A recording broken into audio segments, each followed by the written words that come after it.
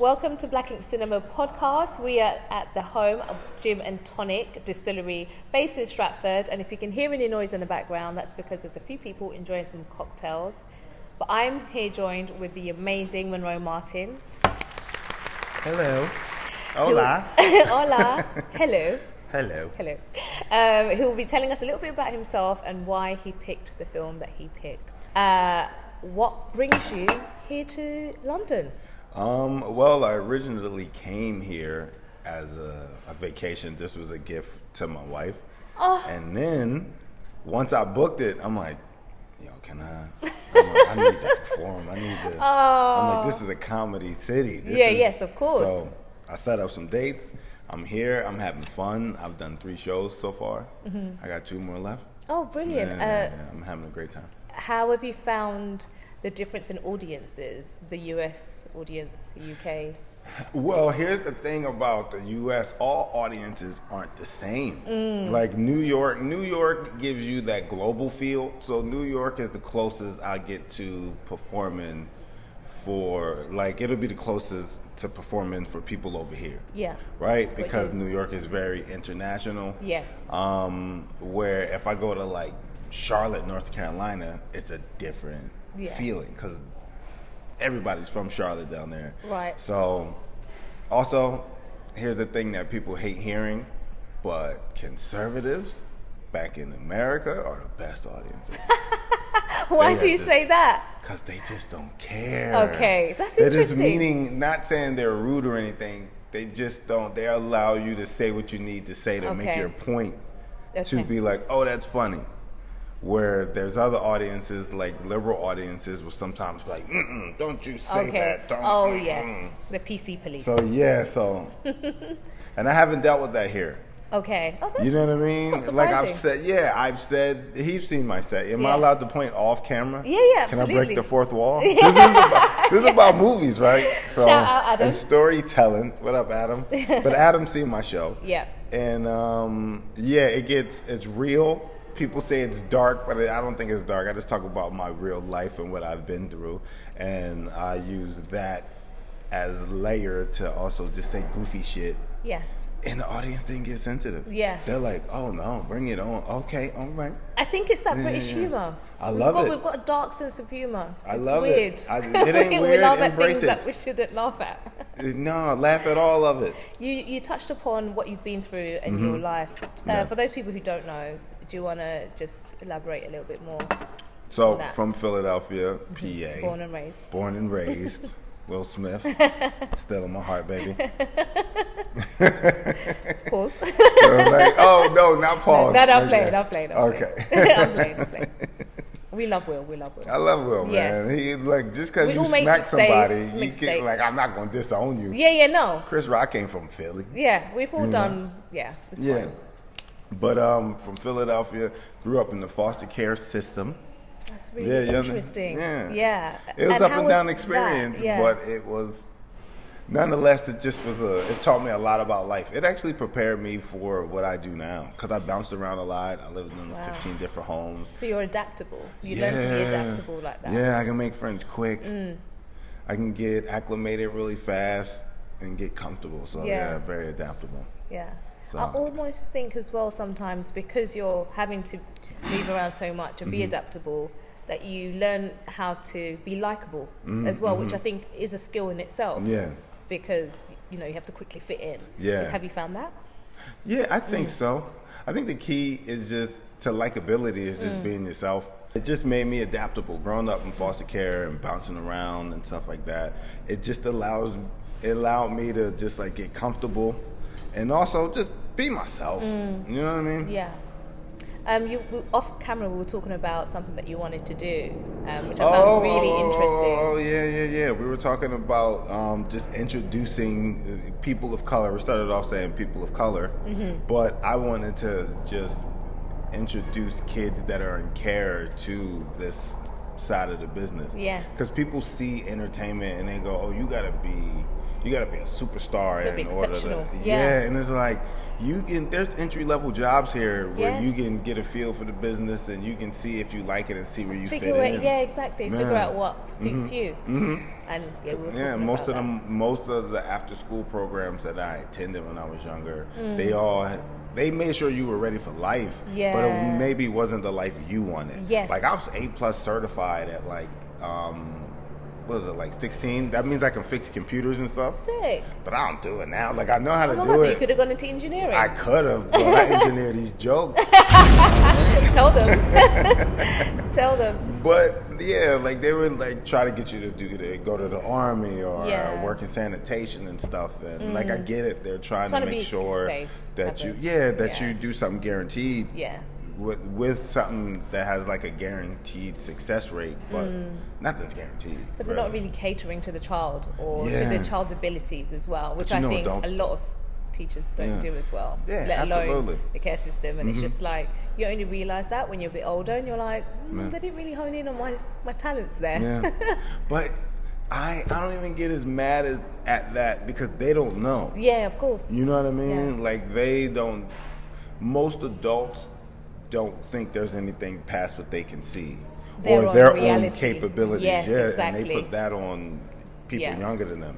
Parents You especially. know, will they're do like, you that. can't do no backflip because I can't do no backflip. Exactly. This ain't a backflipping family. Yeah, fear is Yeah. instilled early doors. Yes, and absolutely. Yeah, to Yeah, control the so mind. That was the one thing that I would say I had is no one instilled that fear in me. Okay, that's good. And it's weird That's that none of brilliant. these foster parents I live with ever tried to make me be afraid to try anything in life.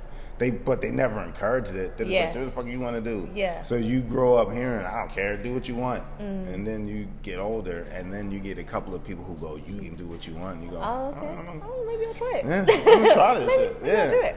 But then you probably get a lot more people that are like, no, you shouldn't do that because Oh, they can't yeah. understand it. Yeah, I only had like maybe like one or two people who were like, I don't think it'll work out.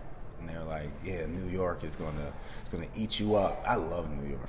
Gosh. I love living in New York. So sinister, gosh. Oh like, yeah, that's amazing. it I is, haven't yeah. been. I'd love to go though. No. Oh my God, you gotta come. I will. Yeah. It's on the list. It's Yeah. top of the list. You were talking about being your childhood. Mm-hmm. Were you a funny kid?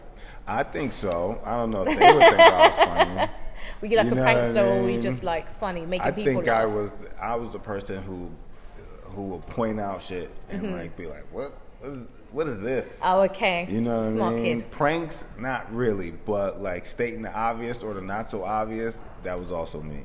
But also, I knew adult, like I already knew like certain things like innuendos. Like I know how to use innuendos, so I was kind of mature for my Yeah. age. And certain adults, they're like they take to it. They're like, oh, he can hang, and then some like get the hell out of you're here. a kid. Like, yo, you're a child. Yeah. Like you shouldn't be knowing it. Like, because I would laugh at certain things they would say. Right. If like two adults were talking and So they they'd be would like, "Why like do you say understand something, this?" and they were like, "The hell you know about this?"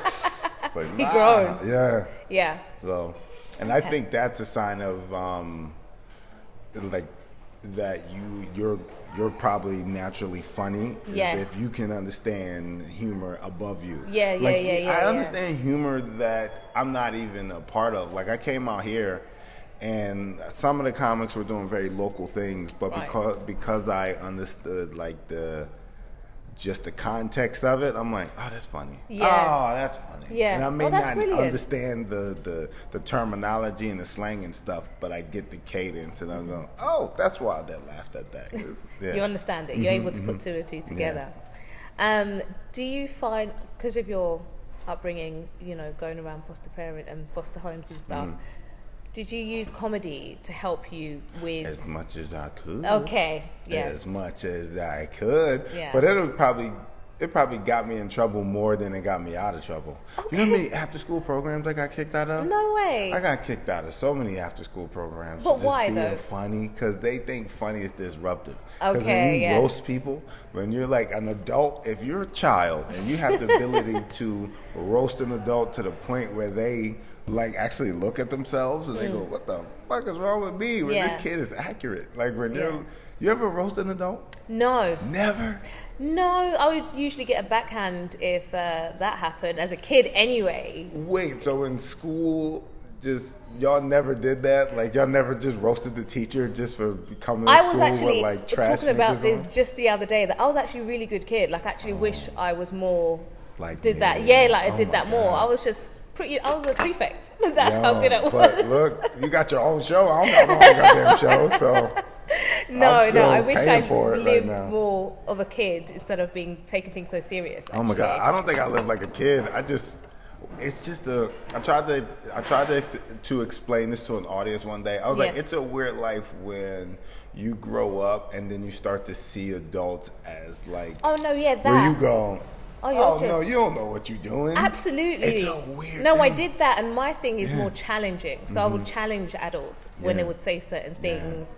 And be like, that doesn't make sense. See, then we the same. No, yeah. We the same. But that would get me in trouble. Yeah, so that would get me in trouble. I use humor. You just I use just straight up. your wit. I'm just straight up. Just I'm like, hey. no, maybe that doesn't make. Yeah, and then clashes. And you see a how lot. they react to that. Oh my God, it's like, how dare you? So that's the same with humor. You you saying funny things, get everybody to laugh, and the teacher's like, no, not at my expense. Oh God. Not at my expense. So I would get kicked out of after school programs. Yeah. Some of the after school programs that I got kicked out of, once I remember my first time being on TV, How old were you? I was like 27, 28. Yeah. And it was Last Comic Standing, and like immediately after that, all the after school programs that ever kicked me out was like, yo, we would love for you to come back and perform. Hell no. Hell no. No. You kicked me out for the same shit. Exactly. And now you want to be, no, that's really rude. I find that really, the audacity though, as well, for them to pick up the phone and be like, hey. so. And I'm like, okay, all right, that's fine. Rude. Yeah. So, are there any comedians, past or present, who you think are the best at turning tragedy into comedy? Past and present. Richard Pryor, of course. Love Richard Pryor. I love Damon Wayans. Yes. Damon Wayans is great. I don't think he gets brought up enough. Yeah. Chris Rock, Dave Chappelle, obviously, Bill Burr, Patrice O'Neal. Then all my friends are really good too. Derek Gaines, Dave Temple, Chloe Hilliard, Che. Got a lot of I like to surround myself around like comics who are like really like trying to master it. Yeah. Yeah. Okay. But there's so many comics that I think are like really good at like taking something fucked up and then just or making it into beautiful origami. It's like, here's this fucked up thing I've been through. A swan, a dove. That's like my favorite thing about comedians. It's like they turn just something outlandish into like funny, and I'm like, I shouldn't be laughing at this, but it's really funny. But you should give in to that. You should. No, absolutely, I laugh. Yeah. And then I question myself afterwards. I'm like, that is really terrible. Don't question yourself. Don't look at my fucked up. So why is that? I'm fucked up. Literally. Yeah. But that's what I love about humor. You just, it's good to laugh, and there's no point wallowing. You know, you might as well just. It ain't gonna do nothing for you. It's not gonna do anything. Yeah, the day's still gonna move forward. This is it. So that's why I think it's one of my favorite things about comedy. Yeah, able to do that. Well, thank you. I feel like I know you a lot better. Thank you. Oh, on that note, I need to hear your British accent. This is my British accent. Bro. What's up, bro?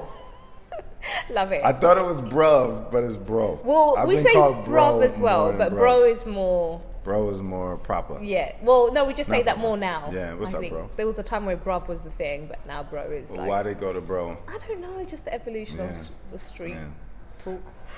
And it's very low. Yeah. It's not loud. It's very... Hey, bro. Yeah, we mumble a lot. Yeah, I can fit in here. Give me a good year. Time. Yeah. Give me like a year. Hello. You'll have a lot of jokes, actually. There's a lot of stuff that you'll just see. You're just like, this is comedic, and they don't even know it's funny. I can't wait. Here's the thing that I noticed first. Very confrontational. Oh, are we? But not in a way that it gets physical. Just in a way where it's just like, I'm going to be honest. Yes. Because I don't like this moment, and I'd rather just get it out versus holding it in. And it's on everything. It's in every exchange. Like I went to get Chinese food with the producers of the show that I did with Adam. He was there, but he didn't get Chinese food with us. And we walked in, and then the people who sat us were very just abrupt. Everybody, and even the way that they were speaking to each other, everybody was just very like, you didn't order that, so I'm not putting it in, like that type of thing. And well, they're just like, rude. That's not even rude. That's just rude. No, but it was like, it was everywhere. But I think that's why when I go abroad, that I'm like, oh my God, these people are so nice. Like everyone is so nice, because especially in London, I think outside of London you won't get that experience. But I in didn't London, think it was anything wrong with it. No, you shouldn't. They shouldn't be just. They were be very nice. just rude, but it was refreshing. It was very like just. Oh, you got the real British experience, okay? They were just direct. Yeah. And they said what they wanted to say, and if you said something like, I'm trying to remember. They're quick with it. They're quick with it, and I loved it. I was just like, okay, because it doesn't get physical. No. Everyone knows where they stand. We're like, okay, cool. All right, cool. All right. This is how we're doing it. Okay, fine. Like I learned carry on is fuck off.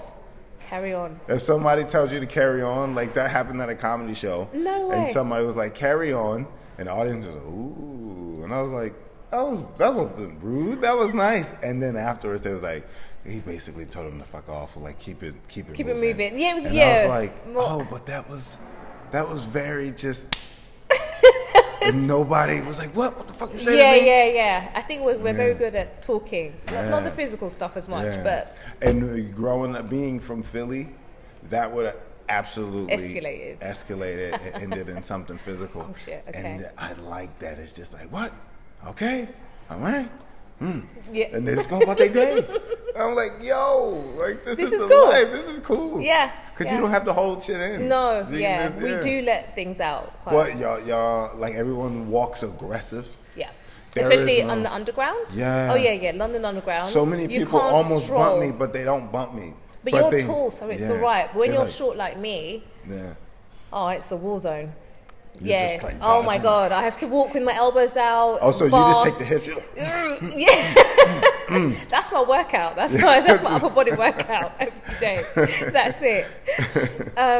But we are here to celebrate all things black cinema. All things black cinema. And you chose the Wayans brothers film "Don't Be a Menace" to society whilst drinking your juice in the hood. Wait, you ain't never seen that movie? The way you said that because makes me think you ain't never seen it. I always just say "Don't be a menace" and then "Don't be a menace." Yeah, okay, I had just to stop there. But I don't say the whole. I didn't know if he seen it or not. Oh no, so he's I'll put seen it there for him. Yeah. But I would assume. Okay, I have to say the whole, but don't be a menace. Don't be a menace, people. One of the greatest comedies ever. So why did you pick "Don't Be a Menace"? It's just one of the first comedies that I saw as a child. I would say that movie came out 96, 97. It was big. Yo, huge. It was the first 96. So then I wasn't in high school. No, we weren't in high school. We were young, but I didn't see that movie until later. Right? Yes, same here. And I remember seeing all the adults talk about it and like make the kids go upstairs when it's on and stuff like that. So when I finally got a chance to sit down and watch it, I was in high school. I was in 9th grade. Yeah. And I was glued from the jump. Yeah. From the opening scene, it was like, they shot my baby. They shot my baby.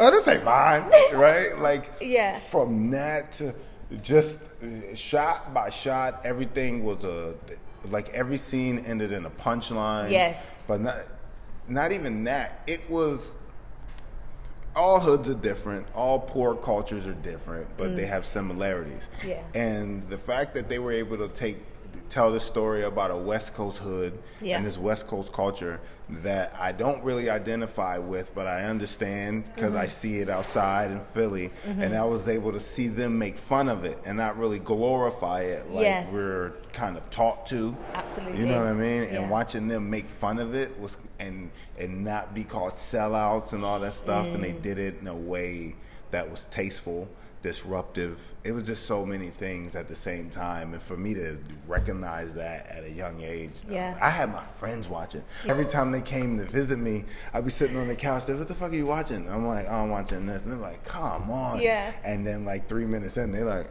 Yes. We could have been going to play basketball or whatever, like But trying to no, go to the they were mall, drawn and in then as we would well. just sit down and they start laughing from beginning to end. That movie was great. I loved how it was a spoof of like all of the Hood films. All of the Hood films put together, and you could literally scene by scene see exactly where it's taken from. Yeah. And someone had to take the piss out of it. Do you know what I mean? Because it was just like sometimes it's just a bit. Yeah. It is silly, even though it's reality. Yeah. But it was nice that they were able to see the funny side, as we were talking about, the tragedies into comedy. I think that's what I really appreciated. And like you, I didn't watch it until much later. And in high school, it was big. Like literally, kids would recite word for word phrases from there. Even to the point where I hadn't seen it yet, but I knew a lot of the phrases before I'd even seen it. We have a problem. Yeah, right? Which is so silly. And I don't know how Marlon managed to keep that face twisted like that throughout the whole film. Yeah, like that must have been very achy. Yeah. Everything about the movie was amazing. Had you seen any other Wayne films before that? Yeah, I seen before that. Not really. I didn't know I'm Gonna Get You Sucker was theirs and stuff like that. Well, that was more of him and Robert Townsend, right? Yeah. I think Don't Be a Menace was their first film. movie, Yeah. their first family film. But before that, I think it was him, Robert Townsend, and like maybe a couple other people. They wrote like Hollywood Shuffle and what is it? I'm Gonna Get You Sucker, and then like one other thing. But I think I'm gonna get you sucker was probably the Don't Be a Menace to like my mom, and all of them. Yeah. But it didn't resonate with me the same as Don't Be a Menace, even though there was similar humor. Like I was just talking to Adam, and we were, off camera, we were talking about how sometimes you can reuse certain materials as a comic, as a writer, as a director, or whatever. So certain tropes that they use, like the too much gold thing, where the guy died of too much gold. Yeah, they kind of brought that back. Yeah. When they was like, oh, his dad disappeared, and it was just like his dad with a bunch of gold chains on, no face, like you couldn't see who he was. Yeah. So they used that joke again. Yeah. And I didn't know. I thought that was the first time they used that joke, and then you go back and you go, oh, they got it. They did it right that time, but they was able to bring it back and do a callback. Because it's still relevant. Complete. Yeah. So it just let me see the black brilliance, right? Because you see all these great comedy white films like the Monty Python films and all that stuff, and I think the Wayans brothers are up there. Oh, absolutely. And what they've done for the culture, like over decades, to bring each other in, to work together as family. Like as someone who works in telly, and to see see the credits and to see executive producer and see all the background stuff that they do as well, it's just so refreshing and so nice. And for them to be consistent enough to do that over a long period, I'm just in absolute awe of them. Like, and you don't realize how you might take it for granted. Actually, you don't realize how much they do until you really look at their body of work, and you're like, oh my god. You're like, god damn. Oh my goodness. Do you ever stop working? My Wife and Kids was great. Oh my goodness. Yeah. That was a great show. Fantastic show. I'm like, what the fuck happened? Can I say something? Yeah. Okay. All right. Say it. I'm like, what the hell? Yeah. I don't. No, they did a lot. They were great, man. Yeah. That makes me wish I had some funny siblings. Like, my siblings are funny, but like I don't think they would ever sit down and write it out. Yeah. It's commitment as well, and having that same level of work ethic. Yeah. Because you want to work with your family, but as we know, not all family can be worked with. Maybe I'll just meet a bunch of people. We start a cult and all have the same last names. We just agree to. Sounds like a plan. Yeah. Here for it. Yeah. Watching Don't Be a Menace, I also realised that the character Dashiki, she was literally like the ground zero of Regina Hall's character in Scary Movie. Yes. It's literally the same person. Exactly. Like, which I just thought was great, and I hadn't realised that until rewatching it again for this podcast. But I was just like, I love that actually, because I love Regina Hall. I think she's absolutely hilarious. Yeah, no, she was. Her, Anna Faris. Oh my God, scary They movie. were a great team. Oh, they brilliant. were a great comedy team. Yeah. I would have loved to see more movies with them together. Absolutely. Yeah. I think that's probably one of my favorite Wayne film. Yeah. Like Scary Movie 1, you're 2. When did you jump off board? I think I jumped off board when they stopped doing them. Yeah. And I think that was the one that Kevin Hart was in. Oh no, 3, I don't think I watched that one then. Yeah. Yeah, I don't think it was still funny. It was that's when they started using Was that the one when Kim K was in it? Or maybe I did watch it. Yeah, I think Kim K was in it. It was Anthony Anderson. Charlie Sheen. I think once Charlie Sheen started being a part of them, then it just the Wayans didn't do it anymore. Yeah. It became like a Naked Gun feel. Remember Yeah, those? I did love Naked Gun. Naked Gun was good. Yeah, I did love Naked Gun. But the Wayans were able to do like a sense of humor like that. Yes. But be like, yeah. you know? Yeah, with a yeah, twist. like they twisted. Yeah, but yeah. It's funny. Now it's hilarious. Yeah. I loved it. Mm-hmm. Is there any genre you would love to spoof apart from like? Yeah, I know I'm gonna get called Uncle Tom and all that stuff, but I never on this show. I think that I wanted to do like a funny slave film. Oh wow, like a Django.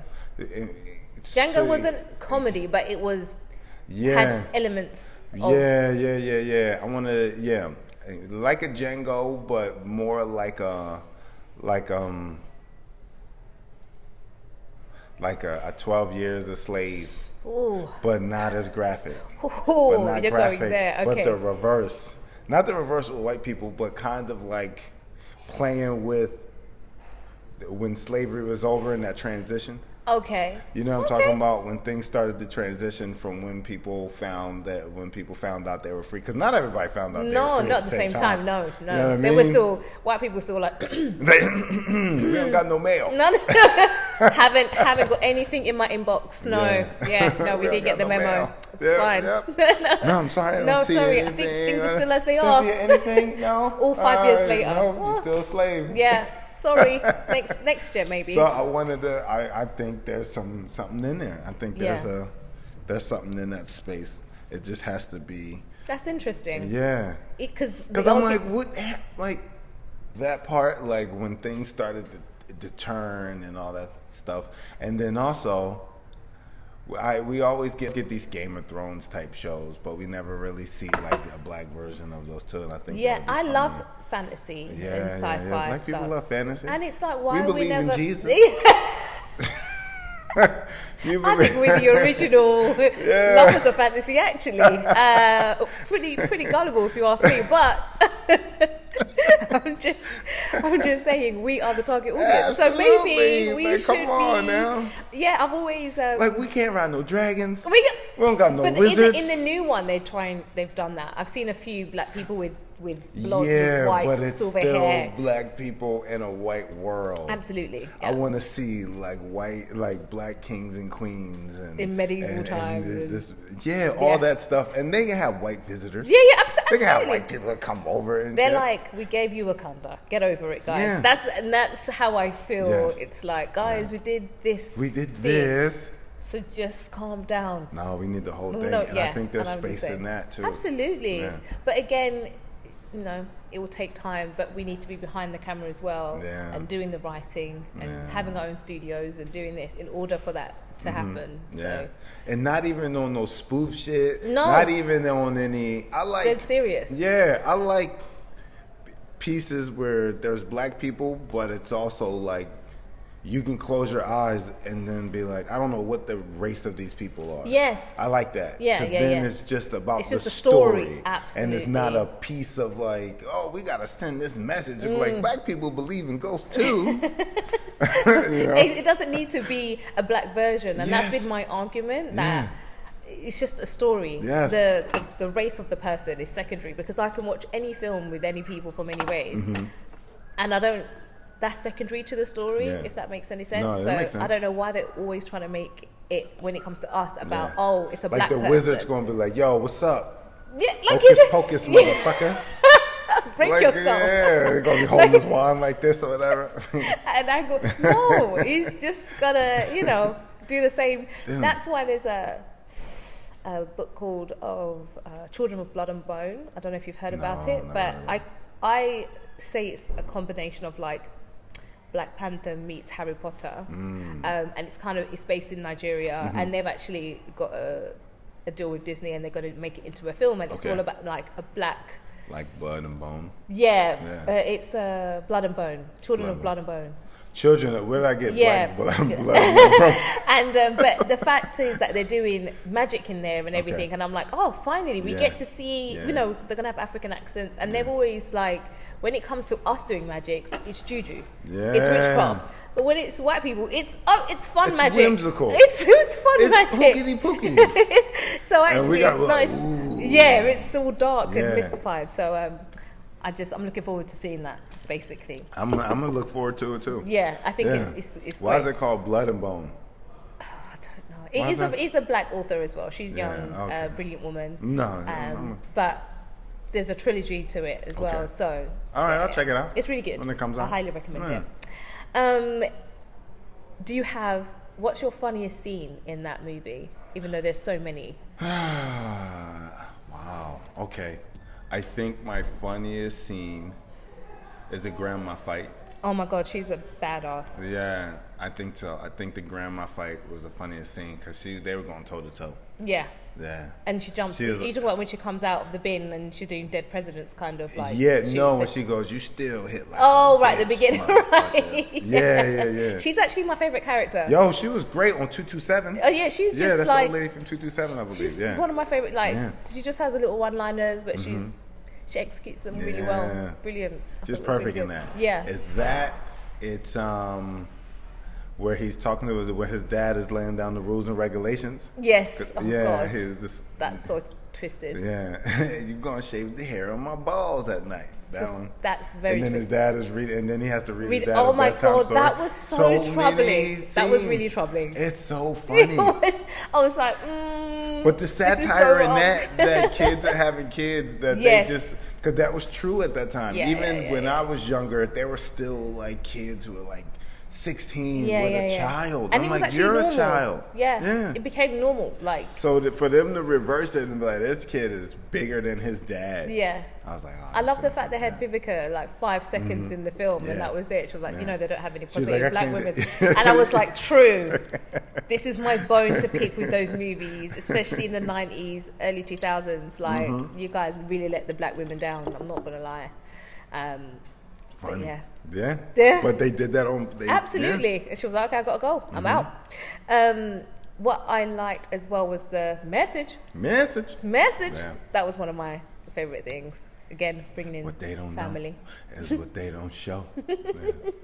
As I was talking, the grandma's my MVP of the film. Who is yours? The MVP of the film for me is Ashtray. Yeah. He's fantastic. He's fantastic in that. He's so good. I don't think people give Sean that much credit of like how funny he can be in the film. Yeah, no, he's brilliant. Even in White Chicks. White Chicks, he brings it. Yeah, absolutely. And he's the straight guy. He's like the black Paul Rudd in these films. Yeah. You know? No. Yeah, exactly. Paul Rudd is straight dude in all the films. Yeah. And he's just good at letting the comedy pass through him. And, you know what I mean? Still being the serious one in the film, but I love that. So we will talk about all the Wayans brothers projects. Give me your top 5. Top 5 Wayans brothers projects? Damn. All right, Don't Be a Menace, Scary Movie 1, 2. I wouldn't count 3 as there. So, My Wife and Kids, 11. Whoa, can I go? Oh, you're gonna go back and say, is it My Wife and Kids or Wayans Brothers the show? Oh, that was really nice to see as well. My Wife and Kids. Wayans Brothers, the show was great, but My Wife and Kids was just iconic. Yeah, Tisha Campbell and Damon just made a great thing. They did make a good connection on screen. Rank the following 90s hood films in order. Juice, Menace to Society, Boys in the Hood, Higher Learning. Damn, I got bad memory now. I'm gonna put Menace to Society first. I think I watched that more just because when I fell in love with Don't Be a Menace, it made me study Menace to Society. Yeah. I say Menace to Society, Juice. What was the other one? Boys in the Hood, High Learning. Boys in the Hood and Higher Learning, but why don't you have, what do you call it on there? Do it. What? I always call it Lean On Me, but it's not called Lean On Me. The John with, you smoke crack, don't you? Morgan Freeman. What's that? You smoke crack, don't you? We need he's holding him off the roof. We need Adam. I always call it Lean On Me, but it's not. It's Morgan Freeman. A hood film. Yeah. Morgan Freeman did a hood film. This is what are you talking about? Morgan Freeman did a hood film. Denzel Washington did a hood film. Actually, Morgan Freeman's film was kind of a Lean On Me. Yeah, I've Lean never On Me. seen it. Yeah. We'll throw that one in there. there. That one then. was kind of the same thing as Denzel's. What was Denzel's called? Like Hard Times or something like that? I think I've heard at one point all the top black actors had to play teachers black teachers who went back to the hood to teach and was about to beat the shit out of these kids. Oh, good. Like, I'm trying to help you, I'll goddammit. whoop your ass. So now we're moving on Hard to Lessons. Hard Lessons. Yeah. I haven't seen that either. Yeah. God, I thought I'd seen them all. Yeah. I've got homework to do. So, So now we're moving on to the quick fire round, quick fire. which is more like filling in the blanks. Okay. We've switched up a little bit. So So I'm going to say a focus sentence. and close my eyes. Do what you got to do. So whatever comes to your mind first. The actor I loved most as a kid was... The actor I loved most as a kid? Ooh. I'm gonna say Jim Carrey, but it gotta be somebody black though. I'm gonna say Will Smith. Yeah. Okay. I love that. The actor I respect most in 2023 is... Don Cheadle. Love Don Cheadle. Why do you love... I love Don Cheadle. Man, I love Don Cheadle because he stayed his path. Like, Yeah. I don't know. Like, I've seen most of his movies. You know, even Trader. Like, you ever seen Trader? No. Where he's like a part of like the...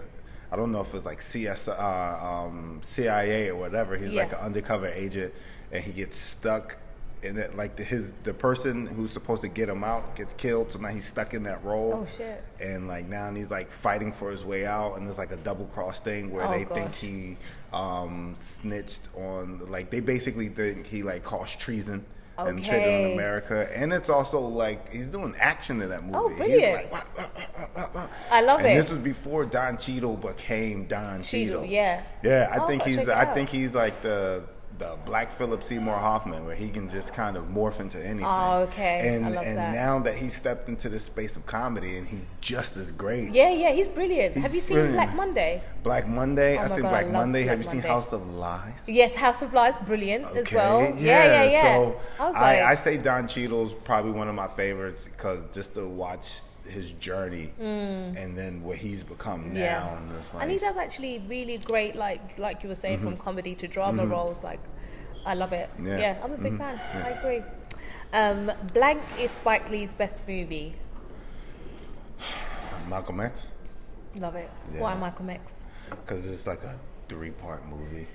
You see 3 different points of this dude's life where you see like him being like him as a kid and what drove him to be a pimp and go to jail and how his life was over, and then how he rebuilt himself to become this prominent black figure, but not that just went on to change like lives of African Americans, but just everyone. Yeah, you know what I mean? exactly. Just to watch that transition and Spike Lee capturing that, like it's to the point where like the guy who played, like I'm saying the guy Denzel. The guy. You better put some respect on I him. know, right? I was like the guy. Uncle Because the Denzel. point the point I was trying to make was that people will confuse Denzel as the real Malcolm X. No, yeah. They to were the showing point. me that movie in school, and I'm Yes. seeing Denzel and other things like, oh, Malcolm X still active.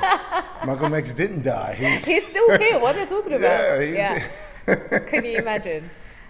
So I'll say Malcolm X, Hurricane. I love Remember Hurricane. That's a also lot of people don't Denzel. talk Yeah, about that, yeah. but that's one of my favorite Denzel movies. When you grow up in foster care and group homes and stuff, they make you watch a lot of black people on hard times movies. A lot of black people locked up, dealing with oppression and shit, because they're like, hey, get used to this. Oh my God. We need you to watch. Oh, we need you to this get is this persistent shit right. That's my type of humor, people. Oh my God. It's like, hey, I need you to tap into that. It's like game tape. That's some real manipulation going on there. Lovely. Love it. Best fight scene in a film is? Best fight scene in a film. Okay, so but it has to be a black film. Yes. Okay. All right. Yeah. It has to be a black film.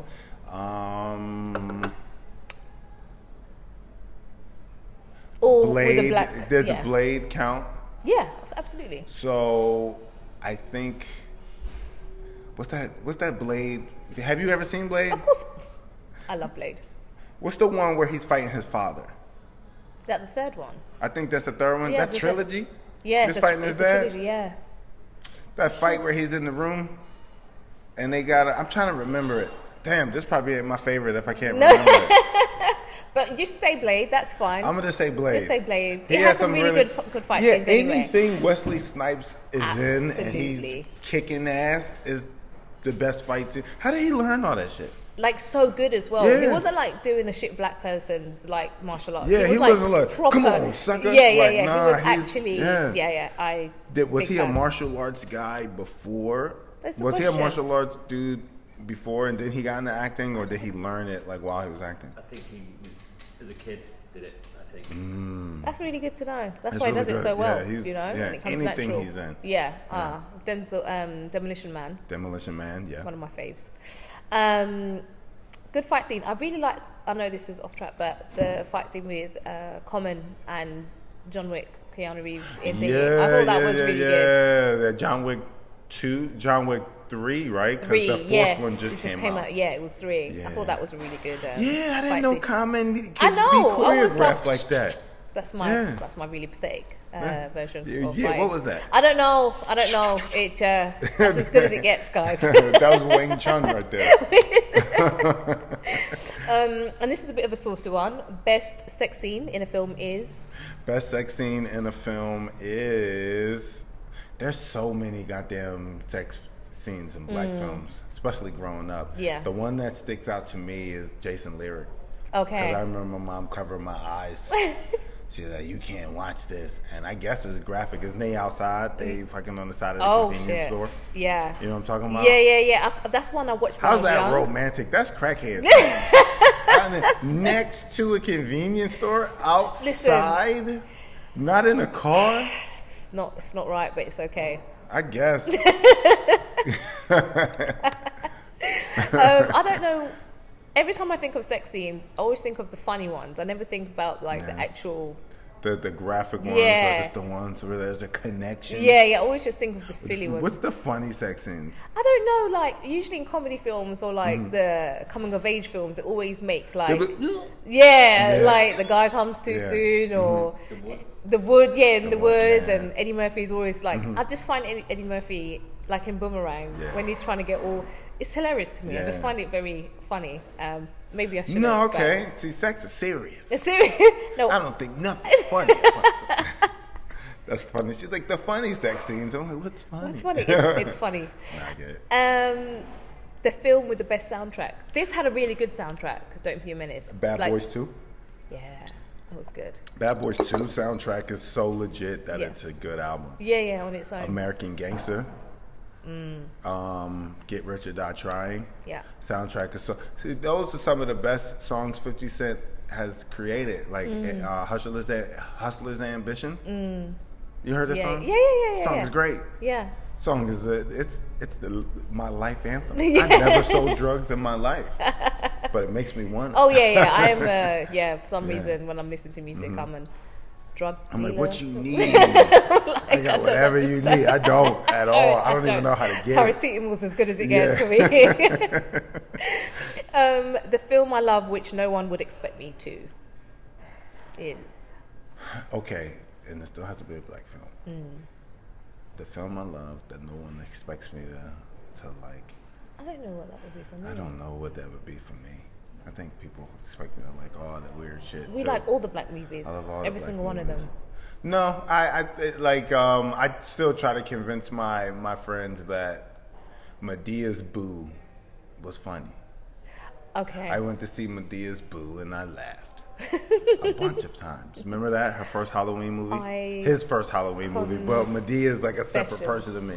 Like I grew up watching the plays. Like remember? I haven't seen any Medeas. You never seen any of Tyler Perry plays? No. Okay, so I grew up in churches, like the church culture, and bootlegging is very popular. Oh, they supposed to be godlike, but y'all stealing. Yeah. Y'all some thieves. It's okay when they do it. Yeah, it's okay when they do it. It's okay. It's fine. It's different. Yeah. It's so different. the most bootlegged thing when I was growing up was all of Tyler Perry's plays, Right. and all his plays were funny. Okay. Like I'm talking about room applause. I didn't even know plays could be. I remember the first time I went to see a play, I was so let down. Oh, because Tyler Perry shit had people like you didn't watch Tyler Perry's plays and people would be like, "Ah!" like kegled over it, and then I go see one of these Broadway plays. I'm like, this shit ain't funny. This is not funny. Yeah, that would have been. Yeah, so I remember shocking. watching all of his plays, bootleg tapes of him killing, and then going to see Medea's Boo. It was me and a bunch of comics. And I swore I seen other people laugh. I'm like, oh, yeah, this shit kind of funny. Oh, that's funny. I know this scene's funny. Ah, damn. You know? That's interesting. Blank is the comedian I would most like to work with. Blank is the comedian that it'll probably be Damon Wayans. But does it have to be stand-up comic?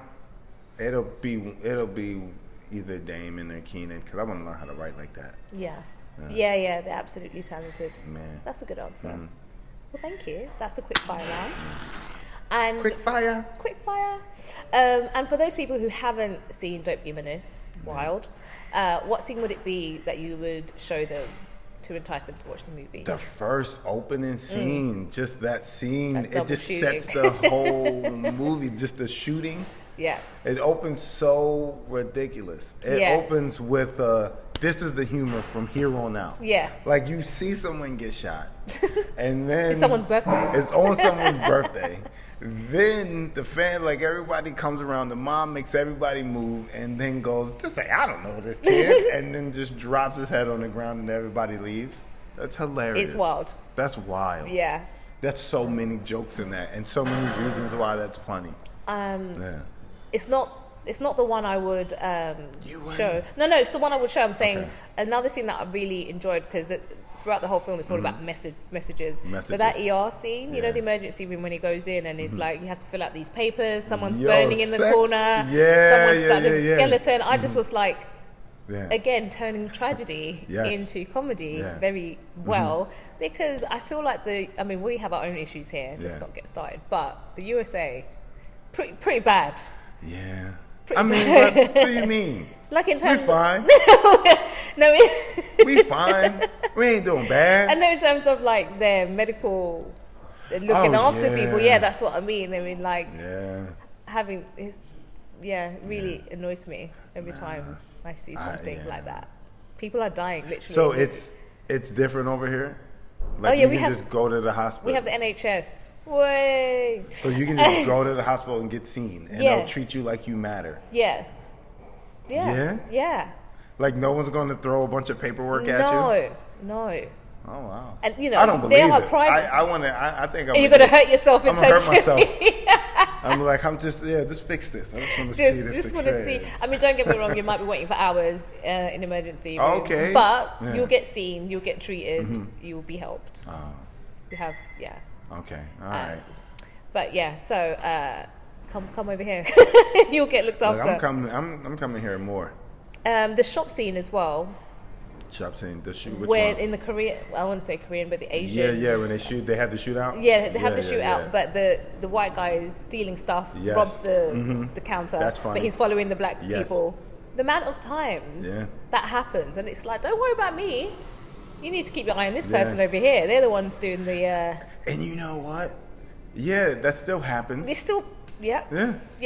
And it's funny how they were able to pick up all of these black experiences and put them in one film. And make it and keep it funny. And keep it funny. And keep it funny for everyone. Yeah. I try to get so many white people to watch that movie when we like talk about our favorite comedies. Yeah. And I go, Don't Be a Menace. And they go, what? Really? And I go, y'all don't understand. Yeah. I'm like, just watch it. It's not a movie where you gotta know black culture. It's just a funny movie. Which is what we're talking about. I feel like black films have that stigma of like it's just for black people and other films don't. But I think that's on the network who packages them. Yeah, absolutely. Yeah, like did you notice Netflix doesn't do or at least over in America they don't do the black experience anymore. They rebranded it. It's called like People of Color something. Oh no, we don't have that. I think we still have the black experience. Even though I get annoyed with that, I'm like, what are you doing? It's like this is for everyone. Yeah, like, just if it's a rom-com, it's a rom-com. That's it. Just put it in that genre and keep it moving. It's very annoying. Because it deters people. People go, I don't want to watch this. I don't know if it's for me. Yeah, and that's what often comes out of our film club is that every time we have a complete diverse audience. And a lot of the time they're like, oh my God, I didn't know I had missed this movie. I didn't know this person was a great actress. Or I thought it was a black movie. I be watching Bollywood films. I grew up on Bollywood films, absolutely. You seen Triple R? I don't know them by name. Oh, you don't know them by name? No, I don't know them by name. You probably get confused. You're like, what the fuck? Which one? I just watch it if that makes any sense. You know, those films that you just kind of put on. Yeah. Like they're fun, lighthearted, nothing too serious, very dramatic. Yeah. But I'm here for it. I watched, there's one called, I don't know if it's called Triple R or whatever. It's just 3 R's in a row. RRR. And it's a 4-act movie. Oh my Lord. It's like 3 hours. Okay, like 3 hours and 20 minutes. No film should be over 2 hours. It's great. Okay, It's great. Everybody got an origin story in this movie. They start one again. story, and then when you get attached to this person, they switch it off and then go to the next person, and then they show you how it all comes together in the end.